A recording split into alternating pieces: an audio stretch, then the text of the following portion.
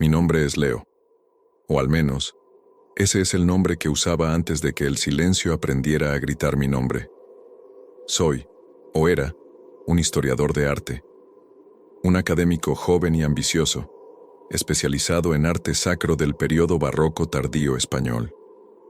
Mi vida eran los libros, el olor a papel viejo, la emoción de conectar un pigmento desvaído con un nombre olvidado en los anales de la historia. Creía en los hechos, en los datos empíricos, en la lógica fría que gobierna nuestro mundo. Lo paranormal era para mí un simple género de entretenimiento, un conjunto de cuentos para asustar a los crédulos. Yo no era crédulo. Yo era un hombre de ciencia, de razón. La vida, sin embargo, tiene una forma brutalmente irónica de poner a prueba los cimientos sobre los que construimos nuestra realidad. Todo comenzó con una oportunidad de oro, de esas que solo se presentan una vez en la carrera de alguien. A través de un contacto en el Ministerio de Cultura, conseguí un permiso exclusivo para catalogar el contenido de la iglesia de Nuestra Señora de la Sombra, una capilla olvidada en un diminuto y aislado pueblo, llamado, apropiadamente, Valle de la Sombra. El lugar había sido desacralizado y cerrado al público hacía más de 70 años, por razones que los registros oficiales describían vagamente como inestabilidad estructural y desuso. Pero los rumores, esos susurros que la historia oficial nunca acalla, hablaban de otra cosa. Hablaban de un suceso terrible, de un cura desaparecido y de una congregación que se disolvió de la noche a la mañana, abandonando el pueblo como si huyeran de una plaga. Para mí, esos rumores eran solo color local, el condimento perfecto para mi investigación. La iglesia, según los pocos documentos existentes, albergaba un retablo de un discípulo menor de Zurbarán y una colección de estatuas de madera policromada de incalculable valor. Ser el primero en estudiarlas en casi un siglo era el sueño de cualquier historiador. El viaje a Valle de la Sombra fue en sí mismo un descenso a otro tiempo. Las carreteras asfaltadas se convirtieron en caminos de tierra, los postes de telefonía desaparecieron y el paisaje se volvió más austero, dominado por colinas resecas y un cielo inmenso y vacío. El pueblo era un puñado de casas de piedra y tejas rojas, agrupadas alrededor de una plaza desierta. La iglesia se alzaba en una pequeña colina, separada del resto del pueblo, su campanario de piedra recortado contra el cielo como un dedo huesudo. La llave me la entregó Anselmo, el cuidador no oficial del lugar. Era un hombre anciano, con la piel curtida como el cuero y unos ojos que parecían haber visto demasiado. Nos encontramos en la única taberna del pueblo, un lugar oscuro que olía a vino rancio y a melancolía. No me hizo muchas preguntas.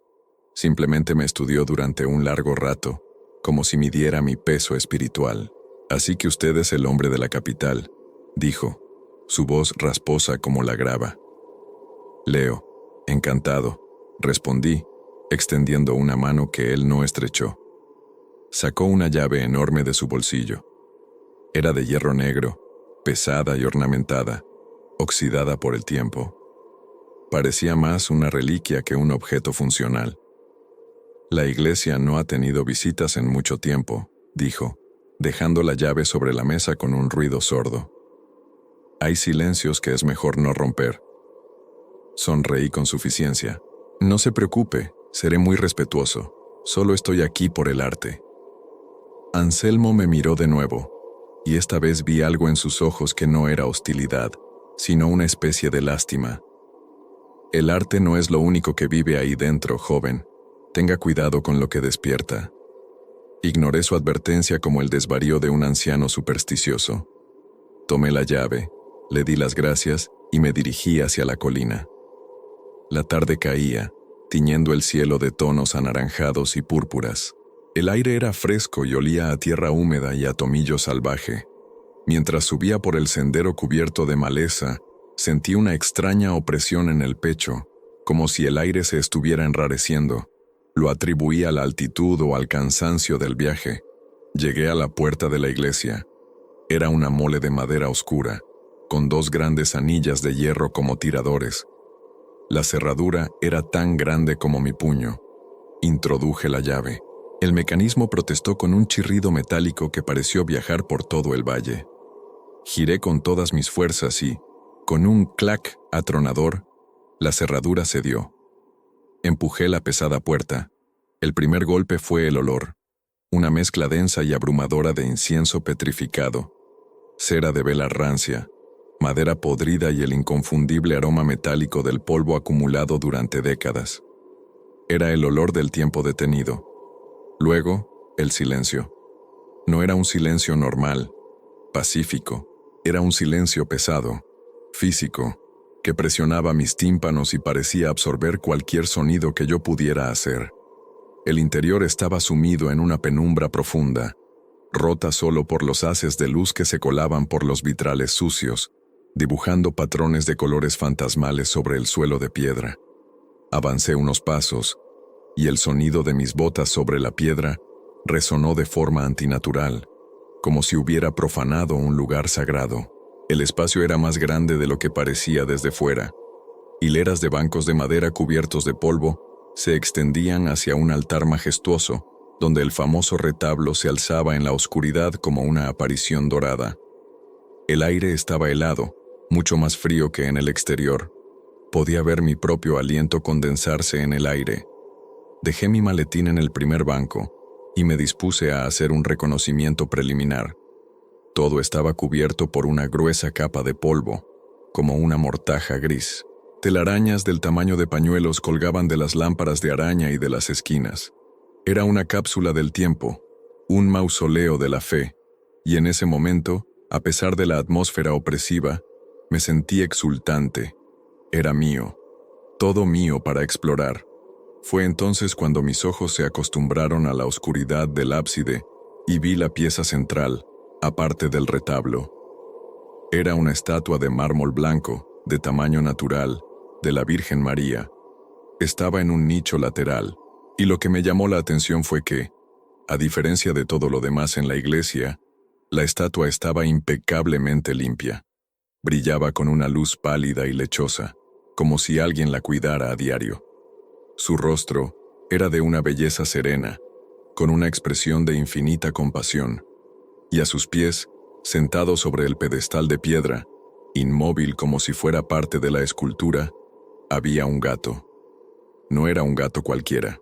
Era de un color negro tan puro y profundo que parecía absorber la poca luz que lo rodeaba, un agujero en la realidad con forma felina. Lo único que rompía esa oscuridad eran sus ojos.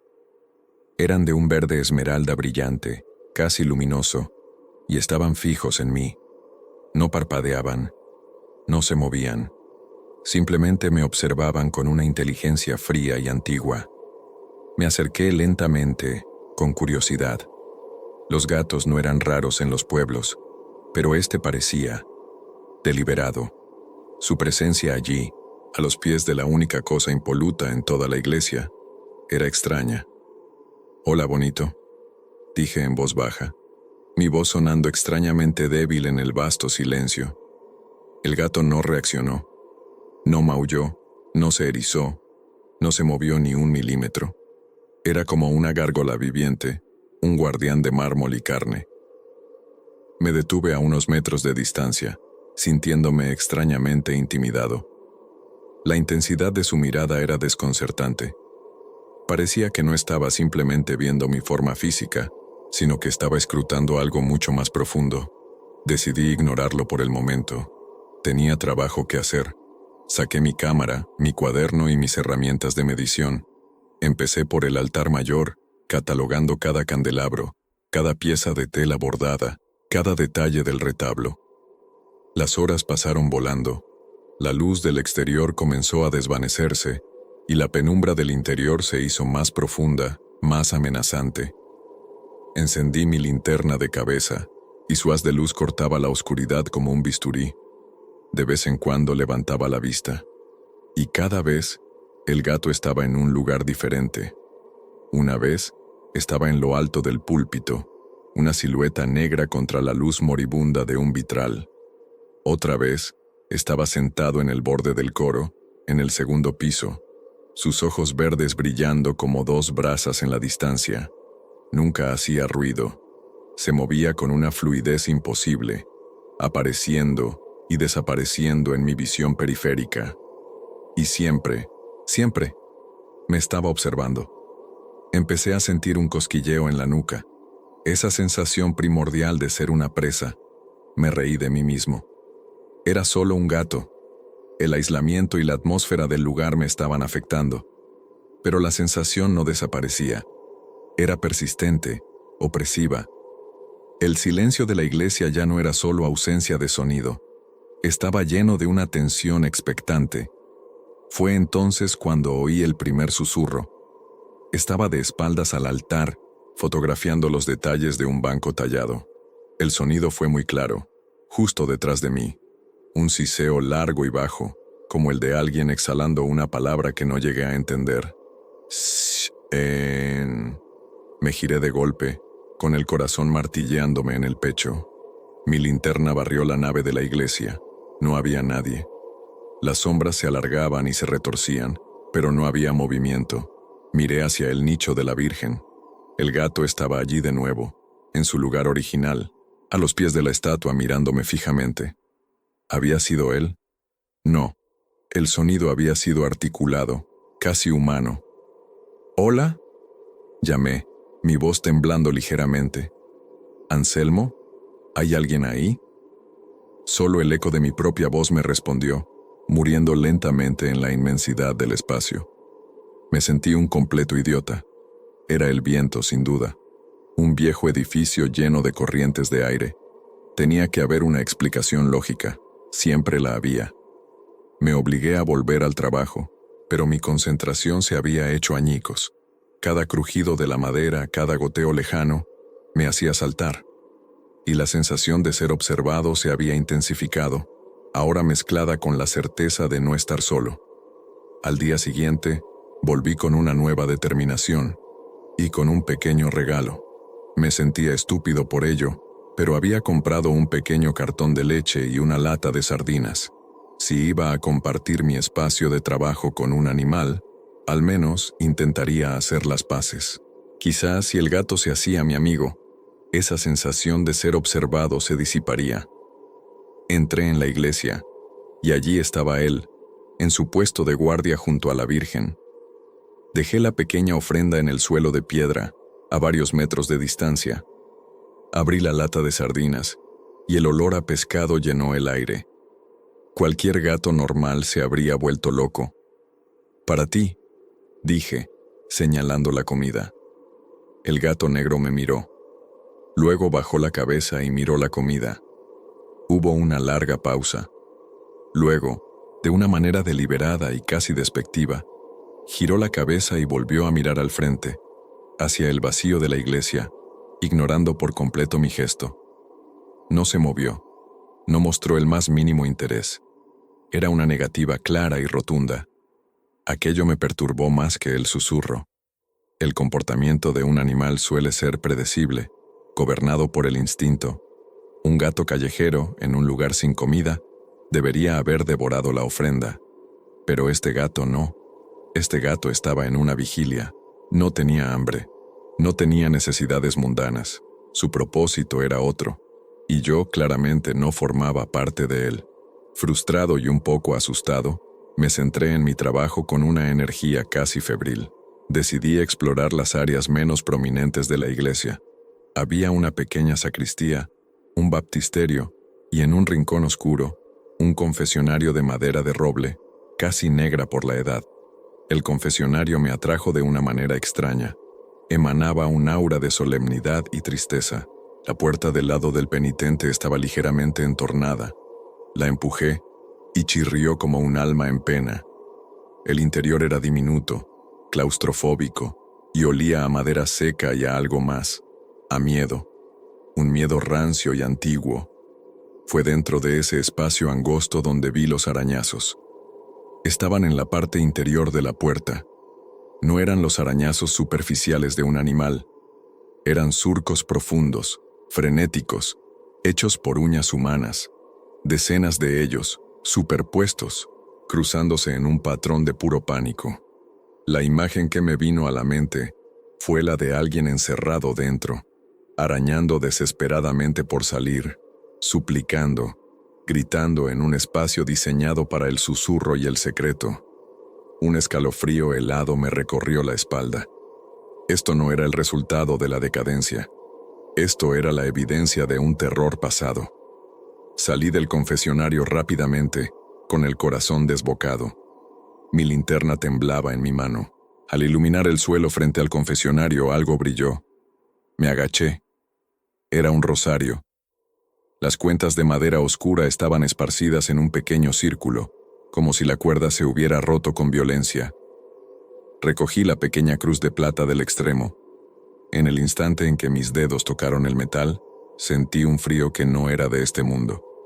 Un frío que no venía de la temperatura ambiente, sino que parecía nacer del propio objeto, subiendo por mi brazo como una inyección de hielo. Y entonces, lo oí de nuevo, pero esta vez no fue un susurro, fue un sollozo claro, desgarrador, de una mujer, tan cerca de mi oído que sentí una bocanada de aire gélido en mi mejilla.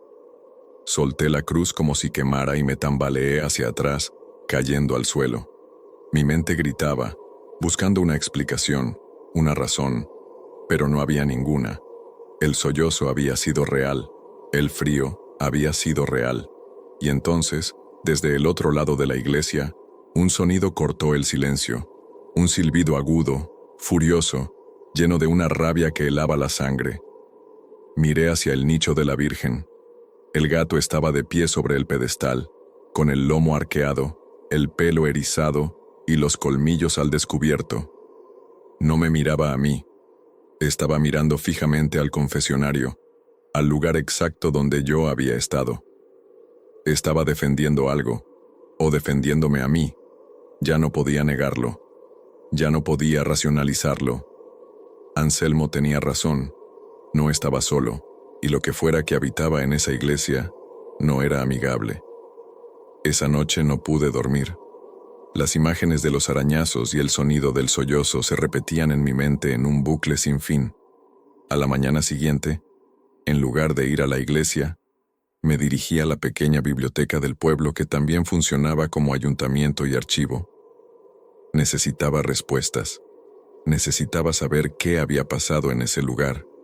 La bibliotecaria era una mujer llamada Elvira, tan anciana como Anselmo, pero con una mirada más asustada. Cuando mencioné la iglesia de Nuestra Señora de la Sombra, su rostro se ensombreció. «Nadie va allí, hijo», dijo, bajando la voz. «Ese lugar está cerrado por una razón. Estoy trabajando en un proyecto para el ministerio», le expliqué, tratando de sonar oficial. «Necesito acceder a los archivos parroquiales, si es que existen». Dudó, mirando a su alrededor como si las paredes pudieran oír. Finalmente, me llevó a una sala trasera, llena de estanterías metálicas y cajas de cartón polvorientas. «No hay mucho», susurró.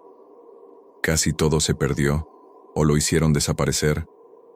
Busqué durante horas entre legajos amarillentos y libros de cuentas ilegibles.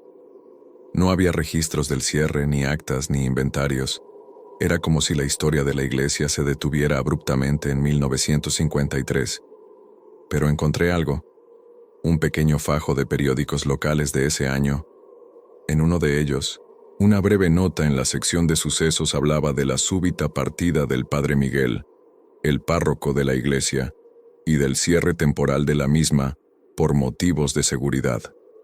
Nada más. Volví con Elvira. «Padre Miguel», le dije. «¿Qué pasó con él?»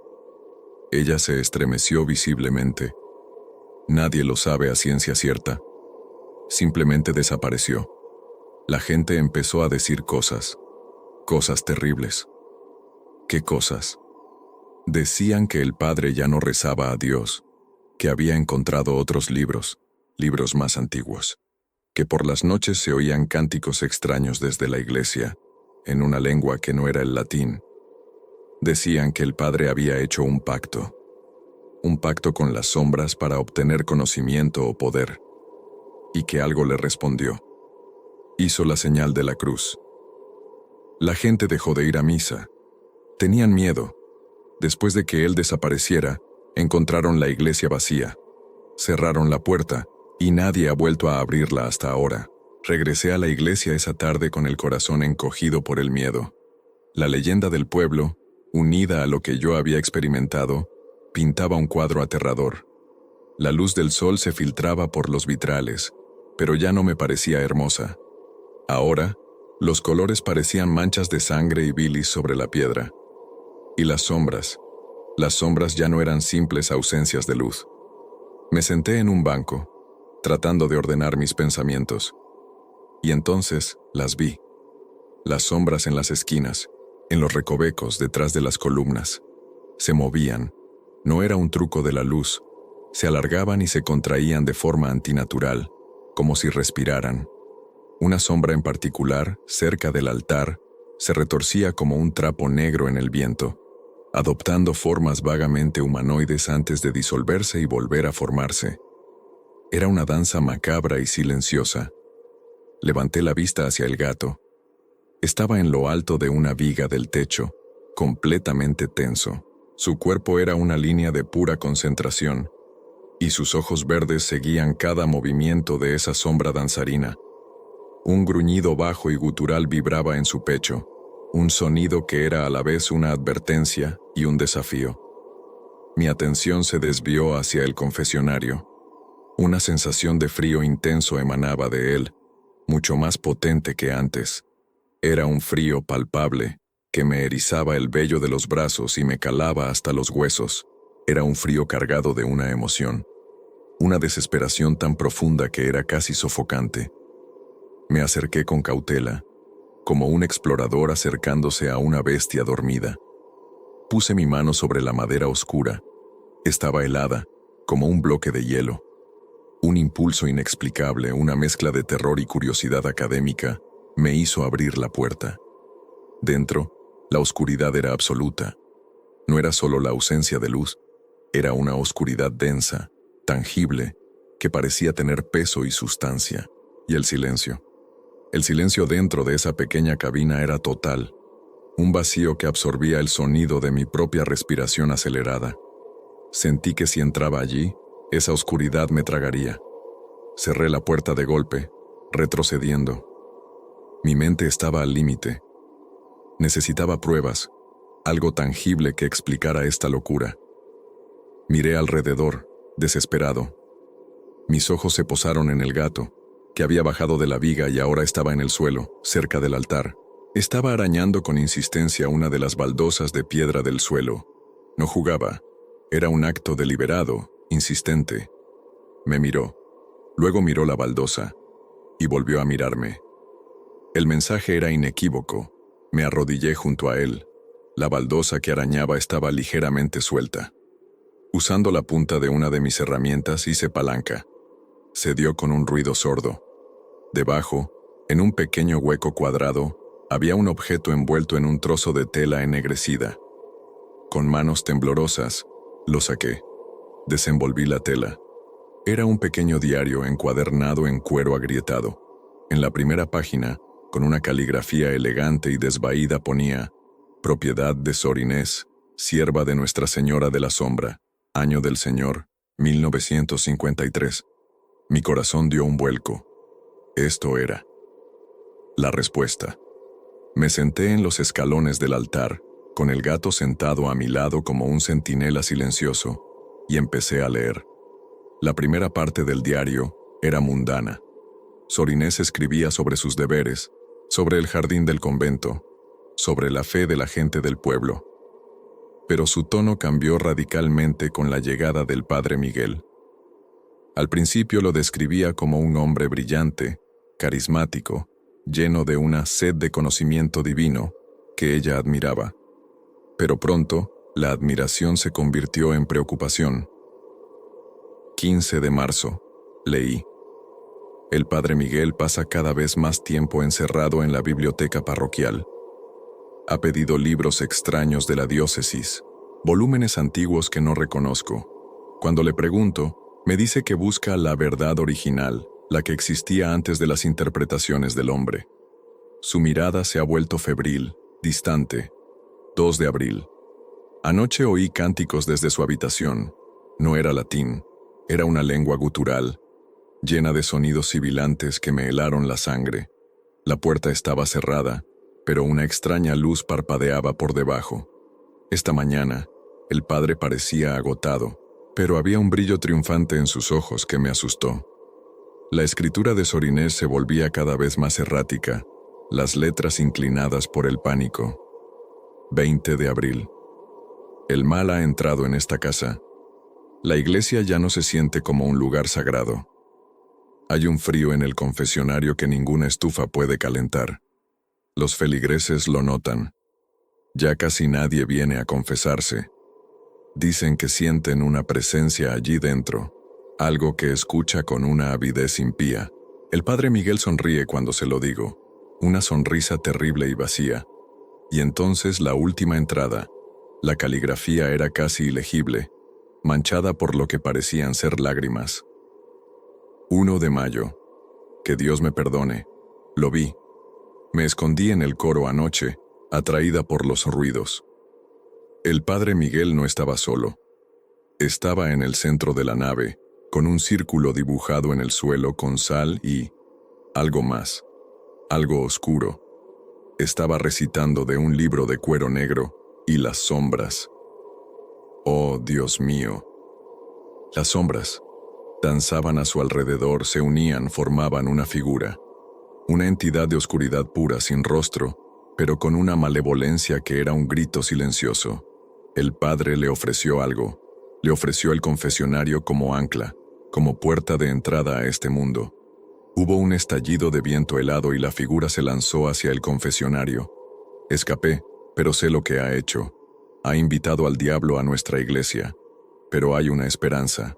El gato, el pequeño gato negro que apareció en el umbral hace unas semanas, el que nunca se aleja de la Virgen, no es un animal común. Lo he visto enfrentarse a las sombras. Creo que es un guardián, un centinela silencioso que la Virgen nos ha enviado para proteger su santuario. Es nuestra única defensa. Cerré el diario. Mis manos no paraban de temblar. Todo encajaba. La leyenda, el frío, los susurros, los arañazos y el gato. El gato era un guardián. En ese preciso instante, como si la entidad supiera que su secreto había sido revelado, un estruendo atronador sacudió la iglesia. En el coro superior, un pesado libro de himnos de madera y metal se precipitó desde el atril y se estrelló contra el suelo de piedra con la fuerza de una explosión, desintegrándose en un montón de páginas y astillas. El mensaje era claro. Estaba en peligro. La entidad sabía que yo sabía. El miedo, que hasta ahora había sido un goteo constante, se convirtió en una inundación. Miré hacia la puerta pensando en huir, en correr y no mirar atrás. Pero algo me detuvo. La imagen de Sor Inés, escondida y aterrorizada. La certeza de que si yo huía, este mal permanecería aquí, enquistado, esperando a su próxima víctima. Y miré al gato. Seguía a mi lado tranquilo, pero sus músculos estaban tensos, listo para la acción. No podía abandonarlo. No podía abandonar esta lucha. Lentamente, desde la oscuridad que rodeaba el confesionario, una forma comenzó a materializarse. No era sólida. Era como un cúmulo de sombras, una mancha de noche más oscura que la propia noche. Se movía sin moverse, fluyendo por el suelo como tinta derramada, y se dirigía directamente hacia mí. No tenía ojos, pero sentí su mirada sobre mí, una mirada que me despojaba de todo, que leía mis miedos más profundos. El aire se volvió gélido, y un olor a tierra de tumba y a ozono llenó mis pulmones. Quedé paralizado. El pánico puro y absoluto me robó la fuerza de mis miembros y el aire de mis pulmones. Mi mente racional se apagó, dejando solo el terror primordial de la presa ante el depredador. Iba a morir. En esta iglesia olvidada, iba a ser consumido por una sombra convocada por un cura loco hacía 70 años. La sombra se alzó, adoptando una forma vagamente humana pero retorcida, con brazos demasiado largos y dedos como garras. Estaba a solo unos metros de mí. Y entonces, sucedió. Con una velocidad que desafiaba la física, el gato negro saltó de los escalones del altar. Aterrizó en el suelo de piedra directamente entre la sombra y yo. No era un gato normal. Su pelo negro parecía erizarse con una energía propia, y un gruñido bajo y resonante emanó de su pecho, un sonido que parecía hacer vibrar la propia piedra. Se arqueó, sibilando con una furia que no era de este mundo. Era David contra Goliat, una pequeña criatura de carne y hueso contra una pesadilla informe. La sombra se detuvo. Pareció vacilar, como si la pequeña figura negra fuera una barrera inesperada y formidable. Hubo un pulso de energía invisible en el aire, una confrontación silenciosa entre la malevolencia pura y una valentía indomable. Por un instante, la sombra pareció retroceder, su forma perdiendo cohesión. El gato había ganado tiempo. Me había salvado. Aproveché ese instante. El hechizo del miedo se rompió. Me puse de pie de un salto, agarré el diario y corrí. Corrí como nunca antes había corrido en mi vida. Salí de la iglesia, dejando que la pesada puerta se cerrara a mi espalda con un portazo que resonó en todo el valle. No me detuve hasta llegar al coche. Arranqué el motor y salí de Valle de la Sombra sin mirar atrás, dejando una estela de polvo y pánico. Pero no podía terminar así. No podía huir y dejar al gato, a ese pequeño guardián, solo en esa lucha. Esa noche, en la seguridad anónima de un hotel de carretera a 100 kilómetros de distancia, tomé una decisión. Tenía que volver.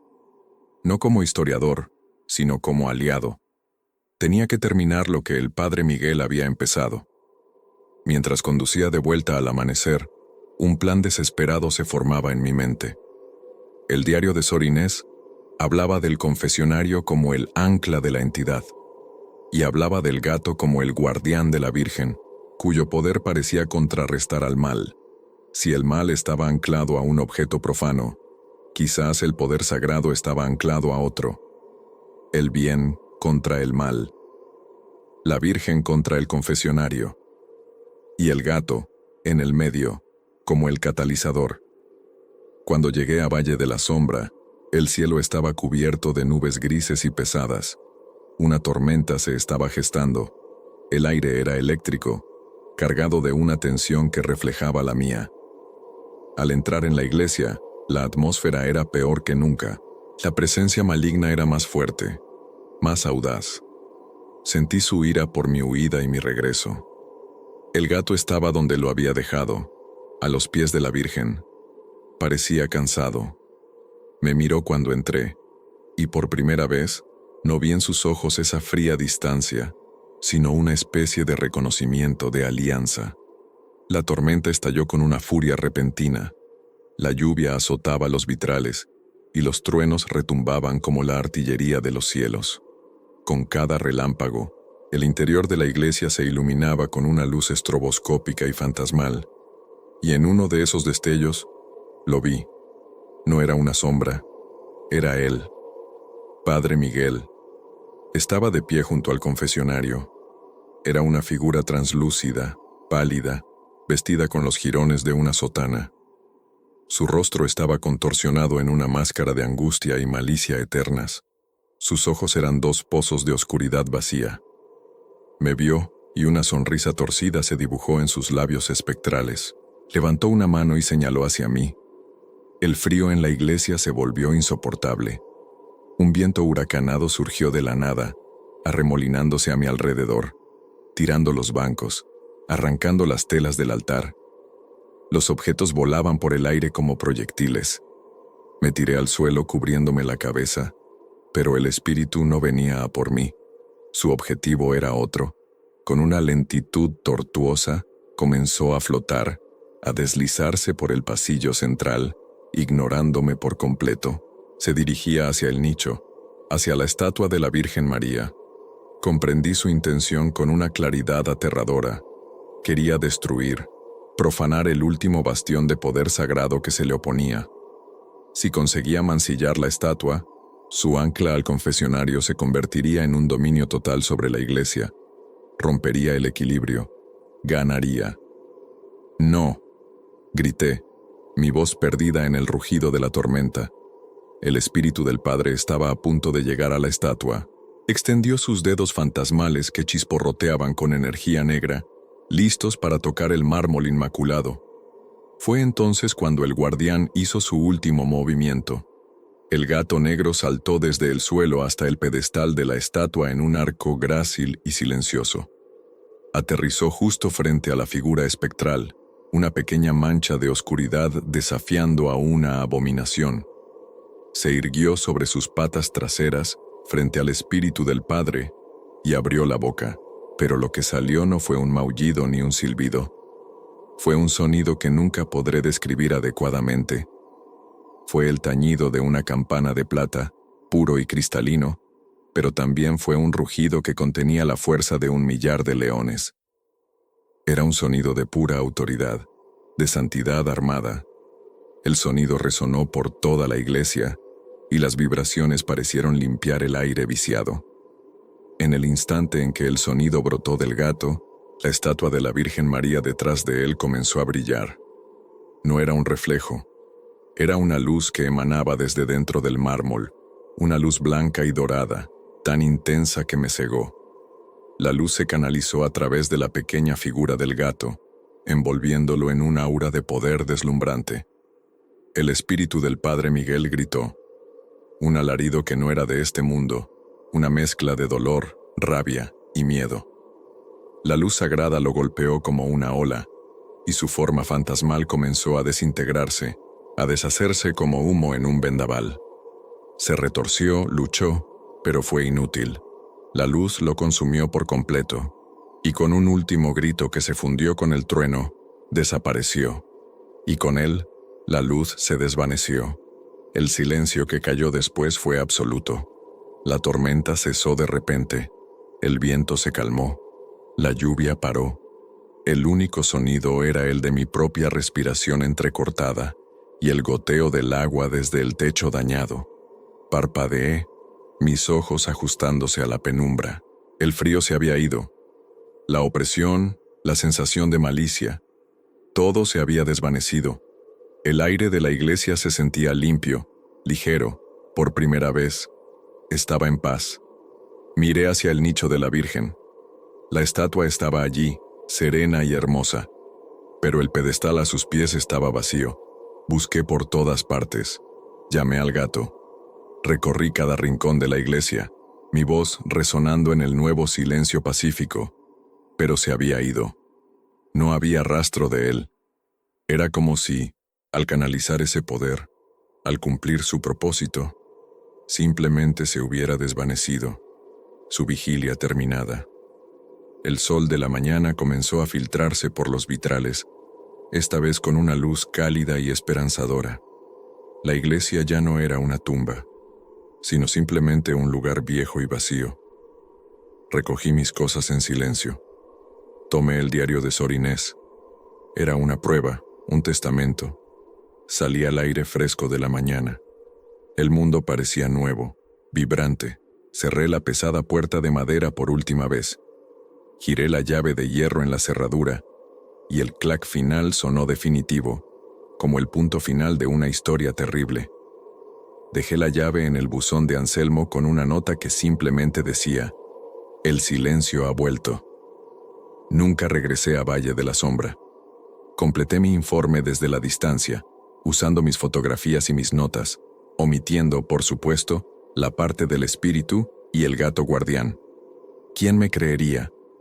A veces, ni siquiera yo mismo me creo, pero sé lo que vi, sé lo que sentí. Mi vida como académico racionalista y escéptico terminó en esa iglesia. Ahora creo que hay más cosas en el cielo y en la tierra de las que sueña nuestra filosofía. Creo en la oscuridad, y creo en la luz. Y sobre todo, creo en los guardianes silenciosos que a veces adoptan las formas más inesperadas. Nunca he vuelto a mirar a un gato negro de la misma manera. En cada par de ojos verdes que me encuentro, busco un destello de ese coraje antiguo, de esa lealtad sobrenatural. Y a veces, en las noches más silenciosas, cuando el miedo amenaza con volver, Creo oír, muy a lo lejos, el tañido de una pequeña campana de plata. El eco del guardián de la Virgen. Epílogo. La segunda sombra. Han pasado 5 años. 5 años son una eternidad, y a la vez, un simple parpadeo. Para el mundo, el tiempo ha seguido su curso inexorable. Las estaciones han cambiado, las ciudades han crecido, la gente ha nacido y ha muerto. Para mí el tiempo se fracturó en la mañana en que abandoné Valle de la Sombra. Desde entonces, vivo en un eterno presente suspendido, un largo y silencioso epílogo de una historia que me niego a releer. Me mudé. Lejos, muy lejos. Crucé el océano. Ahora vivo en una ciudad que nunca duerme, una metrópolis de acero y cristal cuyo estruendo constante es el arrullo que necesito para no escuchar los silencios.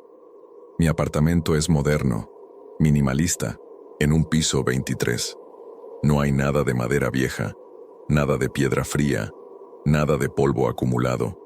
Es un espacio deliberadamente antiséptico, un santuario de la normalidad que he construido para mí mismo con un celo casi fanático. Me convertí en profesor titular en una prestigiosa universidad. Doy clases sobre Renacimiento italiano, un tema seguro, soleado, a 1.000.000 de kilómetros de la penumbra del barroco español. He publicado artículos. Doy conferencias. Mi vida, en la superficie, es un monumento al éxito y a la superación. Le conté a un terapeuta, uno solo una vez, una versión editada de los hechos. Que quedé atrapado en un viejo edificio durante una tormenta, que la soledad y el estrés me provocaron un episodio psicótico. Él asintió, me recetó ansiolíticos que nunca tomé y me habló del trastorno de estrés postraumático. Acepté su diagnóstico como quien acepta un abrigo para protegerse del frío. Era una explicación. No era la verdad, pero era una explicación, y a veces eso es suficiente para seguir viviendo. Pero la verdad tiene una forma de supurar a través de las grietas de la realidad que construimos. En estos 5 años, he desarrollado ciertas excentricidades, pequeñas desviaciones de la norma que solo yo conozco. La primera es mi relación con la luz. Me he vuelto casi fotofóbico. La luz del sol directa me resulta físicamente dolorosa. Mi apartamento está siempre en penumbra, con las persianas echadas y las cortinas gruesas corridas. Mis colegas bromean llamándome el vampiro del departamento de arte. Yo sonrío y no digo nada. No puedo explicarles que la luz intensa me parece frágil, falsa, una fina capa de pintura sobre un lienzo infinitamente negro. Me siento más seguro en las sombras. Las sombras son honestas. La segunda excentricidad es mi aversión a los espejos. Tengo uno solo en todo el apartamento, el del baño, y a menudo lo cubro con una toalla. No es por vanidad. Es porque a veces, cuando me miro, tengo la fugaz pero terrorífica sensación de que mi reflejo tarda una fracción de segundo en imitar mis movimientos, como un eco visual. Lo racionalizo como un truco de la fatiga ocular, pero el miedo visceral que me provoca es innegable. Miedo a que un día el reflejo decida no moverse en absoluto. Y luego están los gatos negros. Los veo por todas partes en esta ciudad. Pero su reacción hacia mí es lo que me perturba. Si en Valle de la Sombra el guardián me aceptó, ahora todos los de su especie me rehuyen. Se erizan al verme, me sisean desde el otro lado de la calle. Huyen de mi camino como si yo fuera la encarnación de una plaga. Es como si pudieran ver algo en mí, o sobre mí, una mancha invisible que repele a sus almas guardianas. Una vez, un gatito callejero se acercó a mí ronroneando. Me agaché para acariciarlo, y en el momento en que mis dedos rozaron su pelaje, soltó un chillido agudo, me arañó la mano con una violencia desmedida y huyó despavorido. Aún tengo la cicatriz, una fina línea blanca que me recuerda que estoy marcado. He intentado convencerme de que todo son secuelas del trauma, que mi mente, herida por la experiencia, reinterpreta el mundo a través de un filtro de miedo. Funciona la mayor parte del tiempo, pero hay noches en las que el estruendo de la ciudad se apaga y el silencio se cuela en mi apartamento del piso 23.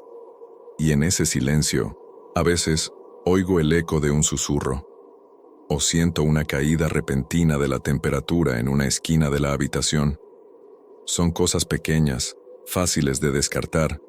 Un vecino, una corriente de aire, mi propia imaginación hiperactiva. Pero son recordatorios.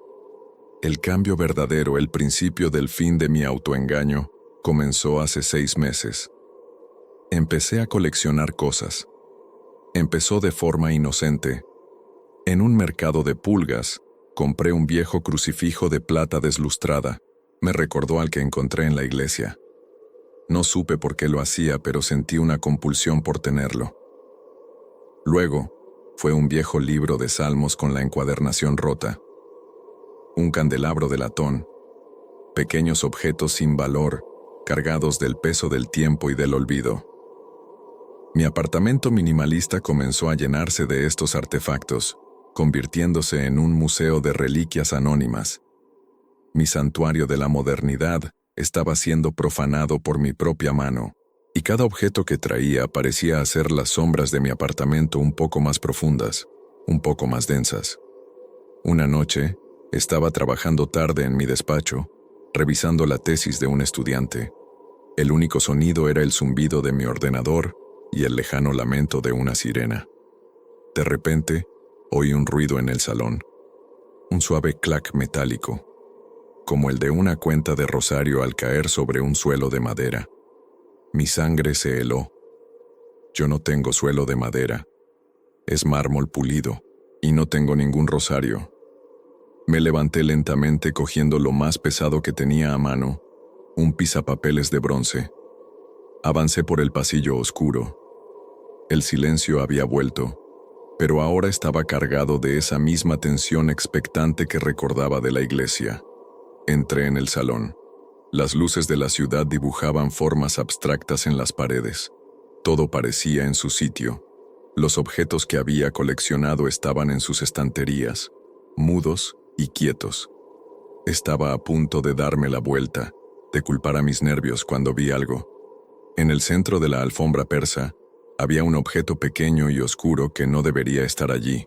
Me acerqué, con el corazón martillándome en la garganta. Era una cuenta de madera negra y pulida, idéntica a las del rosario roto que encontré frente al confesionario. No podía ser. Era imposible. Dejé todo aquello atrás. Lo dejé a miles de kilómetros. El pánico me invadió. Encendí todas las luces del apartamento, inundando cada rincón con una luz blanca y cruda que me hacía daño en los ojos. Me senté en el suelo de la cocina, temblando, hasta que salió el sol. Desde esa noche, las manifestaciones se han vuelto más audaces. Ya no son susurros, sino palabras, frases cortas, dichas en una voz que es como el raspar de la piedra seca, que parecen venir de dentro de las paredes. Estoy aquí. Te encontré. La puerta. He empezado a ver movimiento en el rabillo del ojo, sombras que se deslizan por pasillos donde no hay nadie, reflejos en las ventanas oscuras que no son los míos. Una vez, en el cristal de la puerta del horno, vi la silueta de un hombre alto con sotana de pie detrás de mí. Cuando me giré, no había nada. El Padre Miguel. De algún modo, el espíritu del Padre Miguel se había aferrado a mí. Me había seguido. El ritual del gato no lo había destruido. Solo lo había debilitado, lo había expulsado. Y él había encontrado un nuevo ancla. Yo. Esta creencia me aterrorizó durante semanas. Pero la verdad, la espantosa y completa verdad, era mucho, mucho peor. La revelación llegó a través de la academia, mi antiguo refugio. Estaba investigando para un nuevo seminario y solicité acceso a la sección de libros raros de la biblioteca de la universidad. Allí, buscando un manuscrito sobre la iconografía de los ángeles caídos, me topé con un volumen que no debería haber estado allí. Era un libro encuadernado en cuero negro, sin título en el lomo. El bibliotecario dijo que había llegado en una donación anónima y que no estaba catalogado. La curiosidad, Esa vieja debilidad mía me pudo. Lo abrí. No estaba en latín. Estaba en una mezcla de español antiguo y símbolos que no reconocí, pero podía entenderlo. Demasiado bien. Era un grimorio, un tratado sobre entidades extradimensionales, sombras de la creación, como las llamaba el autor.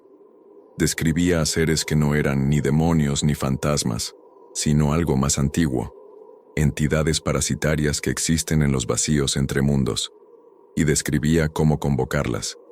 Mi pulso se aceleró cuando vi un capítulo titulado Del devorador de ecos y sus anclas. Leí, y el suelo bajo mis pies pareció desaparecer. El libro describía a una entidad específica, a la que llamaba la sombra. Explicaba que no poseía personas en el sentido clásico. No le interesaban las almas. Se alimentaba de la realidad misma. Su método era anclarse no a un lugar, sino a un evento. Un momento de gran agitación espiritual, de violencia o de un ritual fallido. Una vez anclada, la entidad comenzaba a beber la esencia del lugar, reemplazando lentamente la realidad con un eco de sí misma, convirtiendo el lugar en una extensión de su propio plano de existencia vacía. El padre Miguel no era el maestro del mal. Era un idiota arrogante que había leído un libro como este y se había convertido en el primer plato del banquete. Él no era el cazador, era la primera víctima, su espíritu corrompido y esclavizado para servir como guardián de la puerta que había abierto. Y entonces leí el párrafo que sentenció mi alma. Si el ancla principal es purificada o destruida, decía el texto, la sombra no es derrotada. Su esencia, expulsada, buscará instintivamente un nuevo recipiente. Se adherirá al ser vivo que haya presenciado su poder y sobrevivido, aquel cuya percepción de la realidad haya sido irrevocablemente rota por el encuentro. Este nuevo ancla humana no será poseída, sino hueca. La sombra no vivirá dentro de la persona, sino a través de ella. La vida del ancla se convertirá en una ventana, y su entorno, su hogar, sus posesiones, se transformarán lentamente en el nuevo nido, el nuevo templo para el devorador de ecos. El guardián de la antigua prisión se convierte, sin saberlo, en el carcelero de una nueva, una prisión móvil cuyas paredes son su propia vida. El libro se me cayó de las manos. Todo encajó con una claridad que era pura agonía. El gato, el guardián. No me había salvado. Había hecho su trabajo a la perfección. Su deber no era destruir la sombra, una tarea probablemente imposible.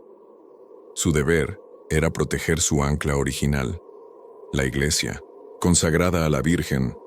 Cuando el padre Miguel, convertido en marioneta de la sombra, intentó profanar la estatua, el guardián reaccionó, lo expulsó, a él y a la esencia de la sombra que lo animaba. Lo arrancó de su ancla, y esa esencia, liberada y desesperada, se aferró a lo único disponible cuya realidad ya estaba rota. A mí, la luz blanca, el sacrificio. No fue una victoria, fue una transferencia. Salí corriendo de la biblioteca, volví a mi apartamento, a mi supuesta fortaleza. Pero ahora lo veía todo con ojos nuevos y aterrorizados. No era un apartamento, era una iglesia en construcción. Mis excentricidades no eran traumas, eran los síntomas de la transformación, mi aversión a la luz, mi búsqueda de las sombras, el coleccionismo de objetos viejos y olvidados.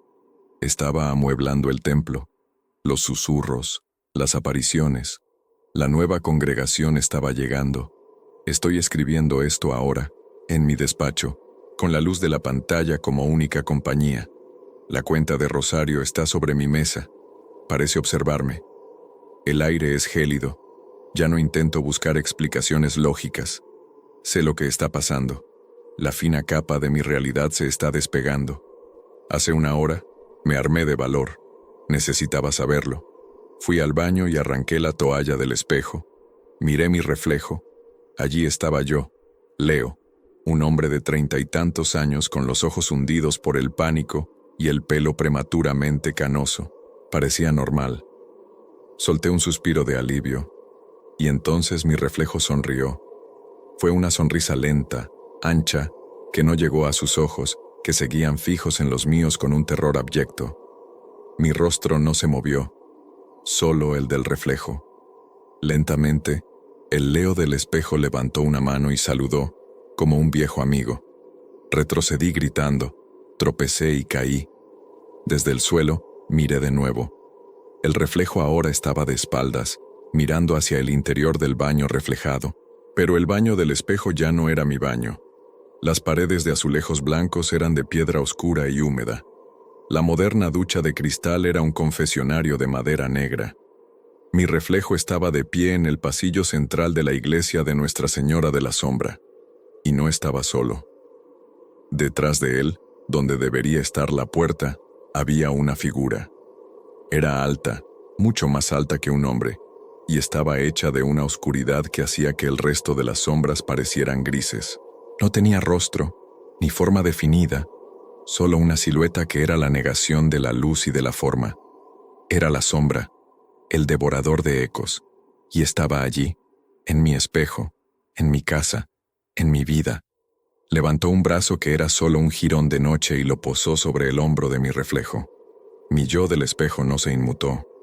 Pertenecía allí, pertenecía a la sombra. Ahora entiendo. El gato no falló, cumplió su misión, protegió su santuario. Encontró un nuevo recipiente para contener la oscuridad, un recipiente móvil.